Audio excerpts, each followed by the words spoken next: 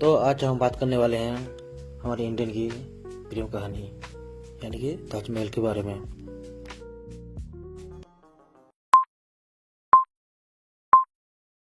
ओह, ताजमहल एक प्रेम की कहानी। हिंदी में बहुत समय पहले की बात है जब भारत में मुगल सम्राट शाहजहां का शासन था।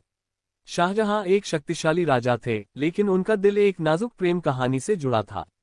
उनकी बेपनाह मोहब्बत थी मुमताज महल से, उनकी प्रिय बेगम। मुमताज महल का असली नाम था अर्जुमंद बानो बेगम। वह बेहद खूबसूरत, समझदार और शाहजहां की सच्ची साथी थी। 1631 में जब मुमताज महल अपने 14वें बच्चे को जन्म दे रही थी, उनका निधन हो गया। शाहजहां का दिल टूट गया।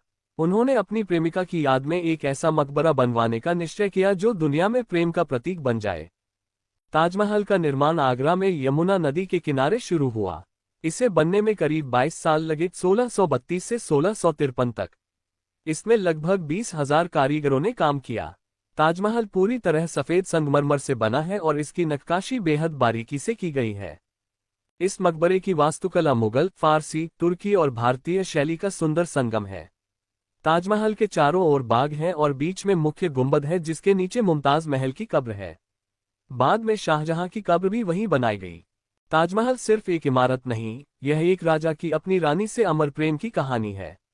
यही वजह है कि इसे प्रेम का प्रतीक कहा जाता है और ये दुनिया के 7 अजूबों में गिना जाता है। अगर आप चाहें तो मैं इस कहानी को एक नाटक, कविता या बच्चों के लिए कहानी के रूप में भी ढाल सकता हूं। क्या आप किसी विशेष रूप में चाहेंगे? शादी के बाद मुमताज न केवल शाहजहां की रानी बनी, बल्कि उनकी सबसे करीबी सलाहकार और सच्ची साथी भी रहीं। शाहजहां उनसे इतना प्रेम करते थे कि उन्होंने और किसी और से वैसा लगाव कभी महसूस नहीं किया। मुमताज हमेशा अपने पति के साथ रहती थी, युद्ध के मैदानों में, प्रशासन में और हर सुख दुख में।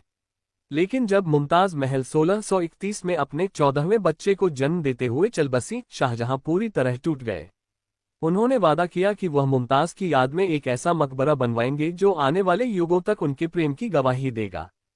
इसी वादे से जन्म हुआ ताजमहल का। ताजमहल, जो आज भी यमुना नदी के किनारे खड़ा है, न सिर्फ वास्तुशिल्प का चमत्कार है, बल्कि यह प्रेम का सबसे खूबसूरत और शाश्वत स्मारक भी है। इसमें आज भी शाहजहां और मुमताज की कब्रें एक दूसरे के पास हैं, जैसे वे जीवन में साथ थे वैसे ही मृत्यु के बाद भी। ताजमहल का प्रेम हमें ये सिखाता है कि सच्चा प्रेम वक्त और मृत्यु से परे होता है। वो दिलों में जीता है, इतिहास में बसता है और संगमरमर में अमर हो जाता है। क्या आप इस प्रेम कहानी को कविता, संवाद या नाट्य रूप में पढ़ना चाहेंगे?